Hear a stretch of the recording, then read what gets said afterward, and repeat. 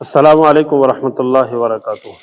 المجاہد Islamic قرآن academy کی جانب سے بندہ وسیم اللہ مجاہد آپ کی خدمت میں حاضر ہے۔ امید ہے کہ آپ خیریت سے ہوں گے۔ ہمارا نورانی قاعدہ تختی نمبر 1 حروف مفردات کے اسباق چل رہے ہیں۔ حروف مفردات کے اسباق میں ہم پہنچے ہیں، آج سبق نمبر 5 ہے حروف مفردات کا۔ یہاں یہ بات عرض کرتے چلوں کہ میرے جتنے بھی اسباق ہوں گے ان کے اندر 3 چیزیں مد نظر ہوں گی۔ ایک یہ ہے کہ بہت ساری وہ چیزیں جو اساتذہ کے لیے ضروری ہیں وہ بھی میں عرض کرتا چلا جاؤں گا، اور نمبر 2 بہت ساری وہ چیزیں جو نورانی قاعدے سے متعلق ہیں وہ بھی عرض کرتا چلا جاؤں گا، اور نمبر 3 بہت ساری وہ چیزیں جو ابتدائی بچوں کے لیے ہیں وہ بھی الگ کرتے جاؤں گا، اور بہت ساری وہ چیزیں جو ابتدائی بچے کے لیے نہیں ہیں۔ آپ کے پاس ایک ایسا بچہ آتا ہے جس نے قرآن کریم یا 10-15 پارے یا قاعدہ کہیں پڑھا ہوا ہے، اس کو حروف کی، مرکبات کی، حرکات کی، جزم شد کی پہچان ہے، لیکن وہ پڑھتا غلط ہے، تجوید کے مطابق نہیں پڑھتا۔ ان ابتدائی بچوں کے لیے جن کو کسی چیز کی کوئی پہچان نہیں، اور بڑے بچے جن کو پہچان ہے لیکن غلط پڑھتے ہیں، ابتدائی بچوں کو اپنے حروف بھی سکھانے ہیں، ساری چیزیں سکھانی ہیں، ادائیگی بھی درست کروانی ہے، بڑوں کو چیز آتی ہے ان کی ادائیگی درست کروانی ہے۔ یہ سارے جو موضوعات ہیں اس پہ ہم اپنی اپنی جگہ بات کریں گے، اور اس حوالے سے بھی بات کریں گے کہ شعبہ قاعدہ ناظرہ پہ ہماری بات صرف نورانی قاعدے کے تناظر میں ہو، لیکن علمی اعتبار سے ہو، کہ ہمارا یہ کورس، یہ ٹیچنگ انداز ایک رسمی، ایک رواجی چیز نہ ہو، بلکہ سننے والا جو وقت دے رہا ہے اس کو کوئی نہ کوئی چیز، کوئی نہ کوئی نکتہ، کوئی نہ کوئی باریک چیز اس کے پلے پڑے تاکہ اس کو فائدہ ہو۔ آگے چلتے ہیں ہم۔ میں نے پہلے یہ عرض کیا کہ حروف تہجی 29 ہیں عربی کے، اور 29 حروف میں سے 8 حروف ایسے ہیں کہ جن کی ایک سے زیادہ شکلیں ہیں۔ پھر میں نے یہ عرض کیا کہ ان شکلوں میں سے آپ پہلی تختی میں کون سی رکھ سکتے ہیں اور کون سی نہیں رکھ سکتے، 2 چیزیں ہو گئیں۔ آج ہم ایک اور پوائنٹ پہ بات عرض کرتے ہیں، وہ یہ کہ 2 شکلیں ہیں، 2 شکلیں، تو ان حروف کی 2 شکلیں یا 4 شکلیں کیوں ہیں؟ جی یہ میں نے اوپر لکھا ہے کہ زائد شکلیں کیوں ہیں، اس پہ بھی ہم بات عرض کرتے ہیں۔ اول یہ بات میں عرض کرتا چلوں کہ ان حروف کی ایک سے زیادہ شکلیں ہیں۔ ہمارے ہاں قاعدے میں، ناظرے میں، حفظ میں، تجوید میں، یا شعبہ قاعدہ ناظرہ کی جو ٹریننگ دیتے ہیں بہت سارے ادارے، سکول، بہت سارے مدارس، مکاتب، تنظیمیں، ان کے ہاں جو چیز میں نے دیکھی ہے وہ یہ ہے کہ ایک سے زائد اشکال کا کوئی تصور نہیں ہے۔ اگر ہے تو ضمناً یوں گزر جاتے ہیں کہ سننے والے کے پلے کچھ بھی نہیں پڑتا۔ جس طرح ہمارے ہاں قاری نور محمد صاحب رحمۃ اللہ علیہ نے ایک سے زائد اشکال والے حروف کو بڑے سلیقے طریقے کے ساتھ تختی نمبر 2 حروف مرکبات میں بیان کیا ہے، لیکن تمام مدرسین، تمام ٹرینر حضرات، مربین، جی تربیت دینے والے، ٹریننگ دینے والے اور شارحین، وہ وہاں سے گزر جاتے ہیں اور اس چیز کی کوئی وضاحت نہیں ہوتی، اس کو ہائی لائٹ نہیں کیا جاتا کہ یہاں ضمناً قاری نور محمد صاحب رحمۃ اللہ علیہ نے حروف تہجی کی جو ایک سے زائد اشکال تھی ان کو بھی بیان کیا ہے۔ وہ چیزیں بالکل رہ جاتی ہیں۔ چلتے ہیں آگے، ہم یہاں یہ بات عرض کرتے ہیں۔ ایک چیز اور ذہن میں رکھیں کہ زائد اشکال والے جو حروف ہیں، زائد اشکال والے حروف کو مفردات میں رکھیں یا نہ رکھیں۔ اب ابھی جو میں بات عرض کرنے لگا ہوں وہ 2 ہیں۔ ایک تو یہ، ایک بات میں نے عرض کر دی کہ عربی کے جو زائد حروف ہیں، ایک سے زیادہ شکلیں ہیں، اس کا تعارف ہی نہیں ہے، اور یہ تعارف لازمی ہر صورت ہونا چاہیے۔ نمبر 2، ایک سے زائد اشکال کیوں ہیں، اس کو بھی سمجھ لینا چاہیے۔ نمبر 3 کہ ایک سے زائد جو اشکال ہیں، مثلا تا کی دوسری شکل ہے، را کی دوسری شکل ہے، زا کی دوسری شکل ہے، میم کی ہے، کاف کی ہے، ہا کی ہے، حمزہ کی ہے، یا کی ہے، تو ہیں تو اسی کی شکل۔ جب اسی کی شکل ہیں تو تختی نمبر 1 میں لمبی تا کے ساتھ گول تا لکھ دی جائے، سیدھی را کے ساتھ ٹیڑھی را لکھ دی جائے، تمام شکلوں کا تعارف وہیں کروا دیا جائے۔ ایسا کیوں نہیں ہے، یا ایسا کرنا درست ہے یا درست نہیں ہے؟ آئیے اس بات کا جائزہ لیتے ہیں۔ سب سے پہلے ہم اس سوال کو حل کرتے ہیں کہ تختی نمبر 1 میں ہی تا کے ساتھ دوسری تا، را کے ساتھ ٹیڑھی را، زا کے ساتھ ٹیڑھی زا، یہ جو زائد شکلیں ہیں اس کو ذکر کر دینا مناسب ہے یا مناسب نہیں ہے؟ یا قاعدوں والے اس کو ذکر کیوں نہیں کرتے؟ یا قاری نور محمد صاحب رحمۃ اللہ تعالی علیہ جو شعبہ قاعدہ ناظرہ کیسے ماہر آدمی ہیں کہ اس جیسا ماہر آدمی میری نظر میں نہ اس کے بعد ہے اور نہ اس سے پہلے ہے۔ وہ ایک یکتائے روزگار شخصیت ہے جن کو ان فن کے اندر اتنی مہارت حاصل تھی کہ نورانی قاعدہ جتنی گہرائی سے انہوں نے لکھا ہے تختی نمبر 2 کو، آج تک سینکڑوں قاعدے میں نے دیکھے ہیں، کوئی بندہ تختی نمبر 2 کی باریکیوں کے مطابق مرکبات کی تختی نہیں بنا سکا جی۔ اور اگر میں یہ بات آگے کہوں، یہ بات میں عقیدت کی بنیاد پہ نہیں، بصیرت کی بنیاد پہ کہتا ہوں، علی وجہ البصیرت، کہ تختی نمبر 2 کو قاری نور محمد صاحب رحمۃ اللہ تعالیٰ علیہ کے یہ نقش اول تھا، اس سے پہلے کوئی اس طرح کی صورتحال دنیا پہ موجود بھی نہیں تھی۔ تختی نمبر 2 کو اتنی گہرائی سے، اتنے نکات سے، اتنے اسرار سے، اتنی رموز سے، اتنی باریکیوں سے اور اتنی سنجیدگی سے، اتنے غور و فکر و تدبر سے لکھا ہے کہ میرے سامنے آج تک اگر میں یہ بات کہوں تو اللہ مجھے تکبر سے بچائے، ایسی کوئی شرح، کوئی مدرس، کوئی بندہ ایسے نہیں گزرا جو میری معلومات ہوں گے دنیا میں، ہوں گے لازمی، مجھے کوئی اس پہ دعویٰ نہیں، تکبر نہیں، تعلی نہیں، تحدیث نعمت کے طور پہ یہ بات کہتا ہوں، کوئی ایسی صورتحال میرے سامنے نہیں آئی کہ جس نے تختی نمبر 2 کو مکمل طریقے سے حل کیا ہو جی۔ تو یہ بات عرضی کر رہا تھا کہ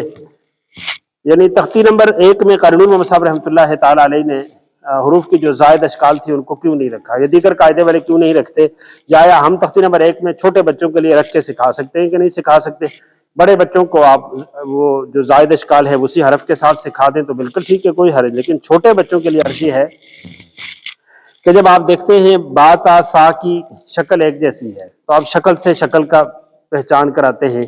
تو وہاں جو گول تا ہے نا وہ اس کے ساتھ شکل کے اعتبار سے میل نہیں کھاتی، اس لیے تختی نمبر 1 میں گول تا نہیں رکھ سکتے جی۔ اور اگر تا کے ساتھ دوسری تا، را کے ساتھ دوسری را، زا کے ساتھ دوسری زا، ان حروف کے ساتھ ایک اور حرف رکھ دیا جائے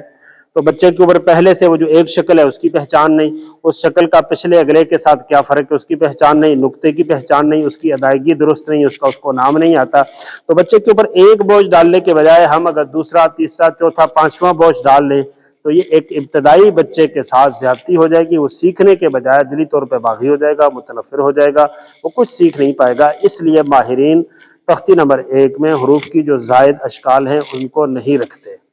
اور نہیں رکھنے چاہیے چھوٹے بچوں کے لیے، لیکن بڑوں کے لیے کوئی نہ کوئی صورتحال اس کی ہونی چاہیے۔ آگے چلتے ہیں، دوسرا سوال یہ ہے کہ 29 حروف میں سے 21 حروف کی ایک شکل ہے، اور میں شکل سے مراد وہ لے رہا ہوں کہ جس کو رسم نے متعین کیا ہو، واقعی ایک شکل کے طور پہ الگ لکھا ہو، لیکن تھوڑا بہت فرق لام الگ یوں لکھی جاتی ہے، لام کو آپ جوڑتے ہیں تو شروع میں اور طرح ہو جاتی ہے، درمیان میں تھوڑا سا اور فرق ہوتی ہے، کبھی حرف کے ساتھ نیچے سے جڑتی ہے، کبھی لام ہا کے ساتھ اوپر سے جڑتی ہے جی۔ تو یہ تھوڑا بہت فرق تو تمام حروف میں آ جاتا ہے، اور اس کی ایک نہیں بلکہ 2، 4، 5، 6 قسمیں بن جاتی ہیں۔ مثلا با کو آپ لکھ لیں، با کہیں دال کے ساتھ اور طریقے سے جڑتی ہے، جیم کے ساتھ اور طریقے سے جڑتی ہے، نون کے ساتھ اور طریقے سے جڑتی ہے۔ یہ تھوڑا بہت فرق سے جو شکل بنتی ہے وہ مراد نہیں ہے، وہ سٹائل ہے، وہ ایک رسم الخط کا ایک طریقہ ہے۔ تو جن کو رسم نے زائد اشکال میں شمار کیا ہے، جس طرح تا اور گولتا جی، کش والا کاف اور مرکز والا کاف، ہا اور دو چشمی ہا، یہ جو چیزیں ہیں یہ ان کی دو اشکال کیوں ہیں؟ چلتے ہیں تھوڑا سا جائزہ لیتے ہیں۔ جو بات میں عرض کرنے لگا ہوں یہ تمام ان دلائل کا احاطہ نہیں ہے، بلکہ تھوڑی سی بات سمجھانے کے لیے یہ بات کہی جا رہی ہے، تاکہ تھوڑی سی یہ بات ہمارے سمجھ میں آ جائے، ورنہ اس کی مین وجوہات کیا ہیں، اس کے مکمل دلائل کیا ہیں، وہ ساری چیز ایسی ہے کہ جو گھنٹوں کی ویڈیوز ہوں تو پھر وہ بات بخوبی سمجھ آ سکتی ہے۔ چلتے ہیں ہم، لمبی تا اور گول تا، یہ ایک تا لمبی اور پھر اسی تا کو گول کیوں لکھا گیا ہے جی؟ اس کی بہت ساری وجوہات ہیں، ان میں سے ایک وجوہات یہ بھی ہے کہ جو لفظ ہے اس کو مذکر اور مؤنث بھی ثابت کرنا ہے، تو گول تا مؤنث کو ثابت کرتی ہے، اس لیے آخر میں گول تا لکھتے ہیں، گول تا بنانے کی ضرورت پڑ گئی۔ نمبر 2، کہیں جب ہم تا پہ وقف کرتے ہیں تو تا آتی ہے، شقت، فطرت، تا آتی ہے، کہیں ہم تا پہ وقف کرتے ہیں تو وہ تا نہیں رہتی، ہا بن جاتی ہے، القارعہ، جس طرح ہم عائشہ نام کہتے ہیں فاطمہ، حالانکہ عائشۃ فاطمۃ ہے جی، تو وہ جو تا تھی وہ ہا بن گئی۔ تو اب دیکھا کہ یہاں جو تا ہے وہ ہا بن رہی ہے، تو انہوں نے کہا کہ تا کو ایک شکل اور دے دو جو ہا کی شکل میں ہو، جب کسی وقت تا پڑھنا چاہیں تو وہ تا ہوگی، اور جب اس پہ رکنا چاہیں تو وہ ہا میں بدل جائے گی۔ اس کے سوا بھی بہت ساری وجوہات ہیں، آگے چلتے ہیں۔ را، زا اور زال، زا، जी, राजा, सीधी रा, टेढ़ी टेढ़ी रा, सीधी जा, टेढ़ी जा, इनकी दो शक्लें क्यों हैं? तो मैंने अर्ज किया था कि दाल जाल जब तख्ती नंबर 1 में रखे जाएंगे तो दाल जाल की शक्ल राजा के मुकाबले में बनाई गई, और राजा की जो शक्ल है वो दाल जाल के मुखालिफत में बनाई गई। लेकिन जब यही दाल जाल किसी हरफ के साथ जुड़ते हैं तो इनकी शक्ल फिर राजा के साथ जुड़ जाती है। तो फिर जिस तरह मुफरद में अलग अलग में दाल जाल और राजा की शक्लों में फर्क जरूरी था, इसी तरह जुड़ने की हालत में दाल जाल और राजा में भी फर्क जरूरी था। इसलिए वहां रा को भी थोड़ा सा, जिस तरह दाल जाल टेढ़े हो रहे थे तो राजा को थोड़ा सा मजीद टेढ़ा करके उस शक्ल के अंदर फर्क लाया, और ये वजह भी है और भी वजूहात हैं। आगे चलते हैं। काफ, एक मरकज वाला काफ है और एक कश वाला काफ है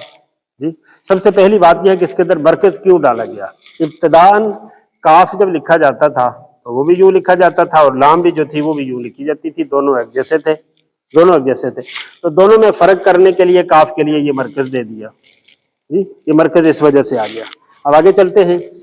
काफ की दूसरी शक्ल क्यों है? काफ की दूसरी शक्ल क्यों है? रस्म उस्मानी ने एक उसूल तय किया कि जब काफ आप लिखेंगे तो शुरू में काफ यूं आएगा, किताब, आपने देखा है शुरू में यूं आता है, दरमियान में जैसे मैं लिखता हूं बे किताब, शुरू में यूं आता है और आखिर में यूं आता है। अब रस्म उस्मानी का ये उसूल है कि ये वाला जो काफ है, मरकज वाला काफ, ये तो आखिर में आता है। जब यही काफ शुरू में आ जाए तो फिर शुरू में आप इसको ऐसे नहीं लिख सकते, फिर इसको आप लाम की तरह लिखेंगे, और ये जो अंदर जिसको मरकज कहते हैं हम, इस मरकज को आप सीधा करके ऊपर लगा देंगे। ये मरकज क्या चीज है, इसके बारे में बहुत सारी राय हैं। उनमें से एक राय ये भी है कि ये जो मरकज है, ये जो कश वाला काफ है ना, इसके लिखने के बहुत सारे तरीके हैं। आप यूं लिखें, ये भी है, आप यूं लिखें, यूं भी लिखा जाता है। तो ये जो अंदर है ना, ये काफ को इस तरह छोटा करके छोटी सी शक्ल इसके अंदर बनाई गई है। गोया इस काफ के अंदर, इस काफ की एक छोटी सी शक्ल है जिसको हम मरकज कहते हैं। तो अर्ज कर रहा था काफ की दो शक्ल की। अब आखिर में काफ इस शक्ल में आता है, शुरू में और दरमियान में इस शक्ल में आ जाता है। तो आप देखें, रस्म उस्मानी का मसला था कि आप शुरू में दरमियान में काफ की और रस्म लाएंगे और आखिर में जो काफ होगा वो और तरीके से होगा। तो ये रस्म उस्मानी का मसला था, इसलिए काफ की दो शक्लें बनानी पड़ी। आगे चलते हैं। मीम, मीम का भी ऐसा ही मसला था। मीम कि मीम जब अलग आता है तो मीम यूं लिखा जाता है, जिस तरह हम कहते हैं अनाम, मीम यूं लिखा गया अनाम में, और जब आखिर में आता है तो फिर भी मीम इस शक्ल में आता है, हम शक्ल में आता है। लेकिन मीम जब जुड़ता है, शुरू में जुड़ता है, मसलन हम कहते हैं मनकूल, तो आप देखें मीम की यहाँ शक्ल और है, या हम कहते हैं ममनून, तो आप देखें मीम की यहाँ दरमियान में शक्ल और है। और जब यही मीम आखिर में भी आता है तो आखिर में इस शक्ल में भी आता है, आखिर में इस शक्ल में, मसलन हम लिखते हैं अंतुम, अंतुम, तो अब देख रहे हैं आप मीम किस शक्ल में आ रहा है। तो रस्म उस्मानी का ये भी मसला था कि मीम की एक शक्ल वो है जो शुरू में आती है, दरमियान में आती है, और एक शक्ल वो हो जाए कि जो सिर्फ आखिर में आती है जी। तो जो शक्ल दरमियान में, शुरू दरमियान में आती है वो आखिर में भी आती है, और एक शक्ल मुतय्यन की गई कि जो सिर्फ आखिर में आती है, और वो शक्ल ये दूसरी थी। और इसका रस्म के साथ बड़ा गहरा ताल्लुक होता है, और आप इस चीज को समझते हैं कि रस्म ये सिर्फ इंसानी कुरान का पाक का जो लिखने का तरीका है, ये सिर्फ इंसानी बसीरत, इंसानी तजर्बे का नाम नहीं है। जिस तरह कुरान वही का हिस्सा है, इस तरह कुरान लिखने का जो तरीका है ये भी वही का हिस्सा है। लिखने का तरीका भी अल्लाह ने अपने नबी को बताया और नबी ने फिर सिखाया। कहा लिखो, उन्होंने लिखी, बिस्मिल्लाह लिखी, कहा यहाँ ऐसे करो, सीन को बड़ा करो, इसको बड़ा करो, हालांकि हुजूर लिखना नहीं जानते थे, फिर भी बताया। तो ये सारा वही का हिस्सा है। मीम की बात भी समझ आ गई होगी। आगे चलते हैं। हा, ये वाली हा और ये वाली हा। अब जब हर्फ जुड़ता है किसी हर्फ के साथ तो उसकी शक्ल बदल जाती है। जब ये हर्फ जुड़ता है तो इसकी शक्ल फिर ये बन जाती है, मसलन हम लिखते हैं होवा। अब ये जो शक्ल हमने बनाई है इस हा की जोड़ के, यही शक्ल बाकी भी बनती है, ता की भी, सा की भी, नून की शक्ल भी यही बनती है। तो सोचा कि आखिर कोई ऐसा फर्क हो कि जिसकी वजह से اس شکل میں با تا سا نون یا کی شکل میں فرق ہو جائے، تو انہوں نے کہا اس کے لیے ایک اصول ہے، اصول یہ ہے کہ یہ ہا جب کسی حرف کے شروع میں آئے تو یوں گول ہا آ جائے گی، درمیان میں بھی یہ گول ہا تھوڑے سے مختلف سٹائل سے آ جائے گی، پھر درمیان میں ایک اور اس طریقے سے بھی لکھی ہوئی جاتی ہے جس کی وضاحت ہم آگے تختی نمبر 2 میں کریں گے، اور آخر میں جب ہا آئے، آخر میں جب ہا آئے جڑ کے آئے تو اس کی تھوڑی سی اور شکل ہوگی جی، جس طرح گول تا کی ہوتی ہے القاریہ ملقاریہ، یا آپ اس ہا کو دیکھنا چاہیں تو وما ادراک ما ہی یہ میں جو ہا ہے، اور اگر آخر میں الگ آئے گی تو پھر یہ اپنی اصلی شکل میں آئے گی۔ اب آپ دیکھیں شروع میں درمیان میں ہا اور طریقے سے لکھی جاتی تھی، آخر میں اور طریقے سے لکھی جاتی تھی، اور یہ لکھنا مجبوری تھا، اس اعتبار سے بھی ہا کو انہوں نے 2 شکلیں دی، اور اس کے اور بھی بہت ساری وجوہات ہیں۔ آگے چلتے ہیں حمزہ کی طرف۔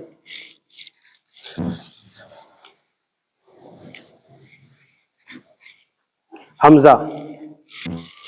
حمزہ حمزہ کی ایک شکل یہ ہے، یہاں یہ بات میں عرض کرتا چلوں کہ حروف کے نقطے، زبر زیر پیش، 2 زبر 2 زیر تنوین، حرکات، تنوین، کھڑی حرکات، جزم، شد، چھوٹا مد، بڑا مد، یہ سکتے، یہ وقف، یہ گول نشان، یہ جتنی چیزیں ہیں یہ رسول اللہ صلی اللہ علیہ وسلم کے زمانے کے نہیں ہیں، صحابہ کے زمانے کی بھی نہیں ہیں، یہ بعد کی چیزیں ہیں۔ بعد میں جو چیزیں نئی ایجاد کی گئی قرآن کریم سیکھنے پڑھانے کی آسانی کے لیے، ان میں حرکات، تنوین اور نقطے بھی ہیں، اور انہی میں سے حمزہ بھی ہے۔ یہاں یہ بات عرض کرتے چلوں کہ حمزہ کی یہ جو شکل ہے آئین کے سر کی شکل میں، حمزہ حرف ہے، لیکن یہ جو شکل ہے یہ مستقل حرف نہیں، یہ تو رمز ہے، نشانی ہے۔ جس طرح جزم نشانی ہے، جس طرح شد نشانی ہے، جس طرح زبر نشانی ہے، جس طرح زیر نشانی ہے، اسی طرح یہ بھی ایک رمز اور نشانی ہے۔ تو جس طرح زبر زیر پیش وہ ایک رمز ہے، نشانی ہے، علامات ایک نشانی ہے، مد ایک نشانی ہے، نشانی کو تختی نمبر 1 حروف میں آپ نہیں رکھ سکتے کیونکہ وہ حرف نہیں ہے، جبکہ حمزہ بھی ایک رمز تھی، حمزہ بھی ایک نشانی تھی، تو نشانی تھی تو پھر اس کو حروف میں کیوں رکھا گیا؟ حالانکہ یہ نشانی ایک مستقل حرف نہیں ہے۔ میرے جملے پہ غور کریں، حمزہ مستقل حرف ہے، لیکن حمزہ کی یہ جو شکل ہے آئین کے سر میں یہ مستقل حرف نہیں ہے، یہ ایک رمز ہے، ایک نشانی ہے، پھر اس کو تختی نمبر 1 میں کیوں رکھا گیا؟ اس بات کو مغربی ویڈیوز میں عرض کریں گے۔ ابھی یہ عرض کرتے ہیں کہ حمزہ کی ایک سے زیادہ شکلیں کیوں ہیں، اس بات پہ عرض کرتے ہیں۔ اب ابتداءً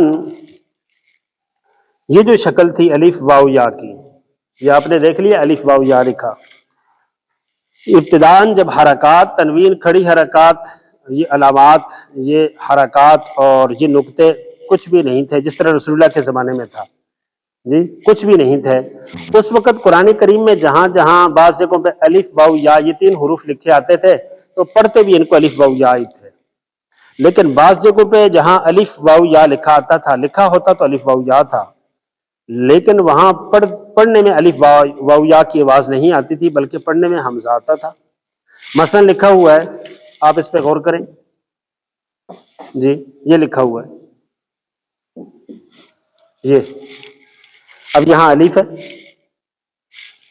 یہاں الف ہے، اور قال میں بھی الف ہے۔ اب یہاں الف اور قال میں الف، اوپر بھی الف ہے نیچے بھی الف ہے، دونوں ایک طرح لکھے گئے ہیں، کیسے پتہ چلے گا کہ یہ حمزہ ہے اور کیسے پتہ چلے گا کہ یہ الف ہے؟ تو عرض کرنے کا مقصد یہ ہے کہ رسول اللہ کے زمانے میں ایسا تھا کہ اعراب، نقاط، حرکات، تنوین وغیرہ نہیں تھی، تو قرآن کریم پڑھتے ہوئے بہت ساری جگہوں پہ ایسے تھا کہ الف واو یا لکھا ہوا ہے، لکھے بھی یہی حروف ہیں، پڑھے بھی یہی جاتے ہیں، لیکن بہت ساری جگہوں پہ ایسے تھا کہ لکھنے میں الف ہے، پڑھا الف نہیں جا رہا، حمزہ کی آواز نکلی جا رہی ہے، پڑھنے میں لکھی ہوئی یا ہے، پڑھنے میں یا نہیں آ رہی، حمزہ آ رہا ہے جی، لکھا ہوا واو ہے، پڑھنے میں واو نہیں آ رہا، حمزہ آ رہا ہے۔ مثال کے طور پہ جی لکھا ہوا ہے جی، رسول اللہ کے زمانے میں ایسے تھا، قاف کے نقطے نہیں تھے، یہ اب لفظ ہے، لکھی ہوئی یا ہے لیکن پڑھا جا رہا ہے قورے یا ہے، آواز حمزہ کی نکل رہی ہے، اور بعض جگہوں میں یا کی آواز نکال رہی ہے جی، بعض جگہوں میں واو پڑھا جا رہا ہے، قالو واو پڑھا جا رہا ہے، لیکن مصدتن یہاں واو لکھا ہوا ہے، آواز حمزہ کی دے رہا ہے جی۔ اسی طرح لکھا ہوا ہے معقول میم الف لکھا ہوا ہے، یہ تو بعد میں جزم آئی تو اس نے واضح کر دیا کہ حمزہ ہے، لیکن جزم کو ہٹائیں جس طرح رسول اللہ کے زمانے میں تھا تو وہاں الف ہی ہے۔ اب یہ پتہ نہیں چل رہا تھا کہ کہاں الف واو یا کو الف واو یا پڑھیں گے اور کہاں الف واو یا کو الف واو یا نہیں پڑھیں گے بلکہ ان کی جگہ حمزہ کی آواز نکالیں گے۔ انہوں نے کہا جس طرح زبر زیر پیش کے لیے ہم نے رمز متعین کر لی، اس طرح فرق کر لو کہ تاکہ ایک عام بندے کے لیے آسانی ہو جائے کہ کہاں کہاں آنے والا الف واو یا جو ہے ان کو وہی پڑھنا ہے، اور کہاں ایسا الف کے الف نہیں پڑھنا، حمزہ پڑھنا ہے، کہاں آئے ہوئے واو کو آپ نے حمزہ پڑھنا ہے، کہاں آئی ہوئی یا کو آپ نے حمزہ پڑھنا ہے۔ اس کے لیے انہوں نے کہا کہ اس کے اوپر کیا کر لو، وہ جو وہاں آیا ہوا ہے بعض جگہوں پہ جی، ایک جگہ پہ الف کو آپ حمزہ پڑھتے ہو، ایک جگہ اسی الف کو اسی طرح کی جو چیز ہے اس کو آپ الف پڑھتے ہو، تو انہوں نے کہا جہاں جہاں الف الف کی شکل دیتا ہے، واو واو کی شکل دیتا ہے، یا کی الف واو یا اپنی آواز دیتے ہیں اس کو وہی رہنے دو، جہاں الف واو یا حمزہ کی آواز دیتے ہیں اس کے اوپر یہ رمز ڈال دیں، آئین کے سر والی حمزہ کی یہ رمز ڈال دیں۔ اب آپ کو سمجھ آ گئی کہ یہ حمزہ کی تیسری، دوسری، تیسری، چوتھی شکل کیوں بنی؟ اس لیے بنی تاکہ الف واو یا کے ساتھ جو ساؤنڈ میں آواز میں فرق تھا وہ واضح ہو جائے۔ مزید تفصیل آگے کریں گے۔ اب آگے چلتے ہیں آخری بات کی طرف، یا کی دو شکلیں کیوں ہیں؟ یا کی دو شکلیں کیوں ہیں جی؟ یہ ایک بڑی گہری بات ہے۔ یا کی ایک شکل اور دوسری شکل یہ معروف مجہول کے اعتبار سے نہیں ہے۔ یا کی یہ شکل سب سے پہلے زبر کے لیے انہوں نے کہا کہ زبر آ رہا ہے تو اس کے لیے بعض نے کہا کہ اوپر نقطہ لکھا، بعض نے کہا کہ الف کو چھوٹا کر کے لکھا، پیش کے لیے واو چھوٹا واو لکھا، اور زیر کے لیے یا کو لکھا، لیکن یا کو پہلے سیدھا آگے کی طرف لکھا جاتا تھا، اب یا کو پیچھے موڑ کے لکھا۔ آہستہ آہستہ وہ کھڑا زبر اور الٹا پیش زبر اور پیش کی شکل میں آ گئے، اور وہ جو الٹی یا لکھی تھی آہستہ آہستہ چلتی اس کا نچلا حصہ ختم ہو کے وہ تبدیل ہو کے زیر کی شکل میں آ گیا۔ یہ اس طرح اس یا کی ابتدا ہوئی۔ آگے چل کے پھر آپ اس چیز کو سمجھتے ہوں گے کہ قرآن کریم کی بہت ساری قرات ایسے ہیں کہ ان میں امالہ ہے۔ مثلا ہم پڑھتے ہیں والضحیٰ واللیل اذا سجا، اور ایک قرات میں ہے والضحیٰ واللیل اذا سجے۔ اب یہ امالہ ہو رہا ہے تو امالے کے اظہار کے لیے کہ کہاں کہاں امالہ ہو رہا ہے وہاں یا کی یہ دوسری شکل لکھ دی گئی تھی کہ پتہ چلے کہ یہاں والضحیٰ بھی ہے اور والضحیٰ بھی ہے، اور جہاں امالہ جائز نہیں تھا وہاں یا کی پہلی شکل رکھ کے اس کو والضحیٰ ایک قرات کا اظہار کر دیا۔ یہ تمام وجوہات یہی نہیں ہیں، بہت ساری وجوہات اور بھی ہیں، اس اعتبار سے بھی یا کی دو شکلیں بنانی پڑی۔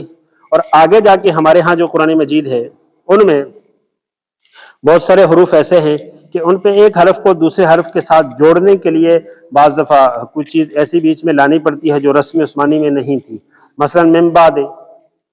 پڑھی تو من بعد ہی جاتی تھی، میم نون تھا، لیکن بعد میں اس نون کے اوپر میم ڈال دیا گیا جی۔ اسی طرح کلا تھا، پڑھا تو کلا جاتا تھا، لیکن لام یہ مشدد ہے، اس مشدد کو ظاہر کرنے کے لیے شد ڈال دیا گیا۔ اسی طرح ان یحیی الموتی آتانی اللہ ان ولی اللہ، یہاں دو یا پڑھی جا رہی تھی لیکن رسم کے مطابق دو یا آ رہی تھی، اور ان دو یا کو جس طرح یستحیی کے اندر دو یا کا مسئلہ تھا، دو یا کو حذف کر کے ایک یا کی شکل میں اور ایک یا کے لیے کھڑی زیر ڈال دی گئی۔ لیستوو، وہ جو تھا دو واو تھے، ایک واو ساکن تھا تو ایک واو کو واو رکھ لیا اور دوسرے واو ساکن کو ظاہر کرنے کے لیے الٹا پیش کر دیا۔ یہ رسم عثمانی کے قاعدے کلیے ہیں، قواعد ہیں۔ اسی طرح آخری بات عرض کروں کہ آخر میں بھی چل کے ہمارے ہاں جو قرآن مجید ہے ان میں بڑی یا کا تصور تو بیچ میں نہیں ہے، لیکن بعض الفاظ میں ان ولی اللہ، لئن آتانی اللہ، ان یحیی اللہ جی، ان یحیی الموتی، یہاں یہ جو دوسری یا ہے جس کو ہم اردو میں بڑی کہتے ہیں اور عربی کے اعتبار سے ہم اس کو پیچھے کی طرف مڑی ہوئی یا، پیچھے کی طرف مڑی ہوئی یا مفتوحہ یا مردودہ، اس سے تعبیر کریں گے۔ یہ یا اب ہمارے قرآن مجیدوں میں موجود ہے اس طرح، اس تصور کے ساتھ کہ یہ رسم عثمانی کا حصہ ابتدا میں نہیں تھی، لیکن بعد میں انسانی سہولت کے لیے اضافہ کیا گیا۔ اضافہ ایسے کیا گیا کہ پتہ چل جائے کہ اصل متن کیا ہے اور اضافہ کیا ہے، اس کا بھی فرق واضح ہو جائے، اور حرف اول کون سا ہے، دوم کون سا ہے، یہ بات بھی واضح ہو جائے، اور یہ ہے کہ اس کا معنی کے ساتھ، لفظ کے ساتھ کیا تعلق ہے، یہ بات واضح ہو جائے، اور یہ ہو جائے کہ پہلا دوسرے کے ساتھ کس طرح جڑ رہا ہے، یہ بھی واضح ہو جائے۔ ان تمام وجوہات اور ان کے سوا بھی بہت ساری وجوہات کی وجہ سے یہ یا کو دوسری جو بڑی شکل ہے یہ شکل دینی پڑی، لیکن عربی کے اندر ہم اس کو چھوٹی یا بڑی یا نہیں کہیں گے بلکہ ہم اس کو یا کہیں گے، یا اس کو ہم سیدھی یا اور پیچھے کی طرف مڑی ہوئی یا چھوٹی یا اور پیچھے کی طرف مڑی ہوئی یا کہیں گے۔ اب یہ باتیں میں نے عرض کر دی ہیں، انشاءاللہ مزید کچھ دلچسپ چیزیں حروف تہجی کے اعتبار سے وہ میں اگلی ویڈیوز میں عرض کرتا ہوں، اس کے لیے اشارتاً میں عرض کر دیتا ہوں۔ مثلا ہمارے ہاں تا ایسے لکھی ہوتی ہے 2 نقطوں کے ساتھ، فا 1 نقطے کے ساتھ، قاف 2 نقطوں کے ساتھ جی۔ تو یہ میں بات عرض کرتے چلوں کہ حروف تہجی کی جو ابتدائی شکل ہیں، ابتدائی شکل حروف مفردات کی حیثیت میں، ان حیثیت میں اصل یہ ہے کہ تا بغیر 2 نقطوں کے ہے، فا بغیر نقطوں کے ہے، قاف بغیر نقطوں کے ہے، نون بغیر نقطوں کے ہے۔ وہ کیوں ہے، اس کے دلائل کیا ہیں، وہ نہیں تھے تو نقطے کب آئے، کیوں آئے، اس کی وضاحت اگلی ویڈیوز میں۔ اس وقت کے لیے آپ نے بھائی وسیم اللہ مجاہد کو اجازت دیجیے۔ السلام علیکم ورحمۃ اللہ وبرکاتہ۔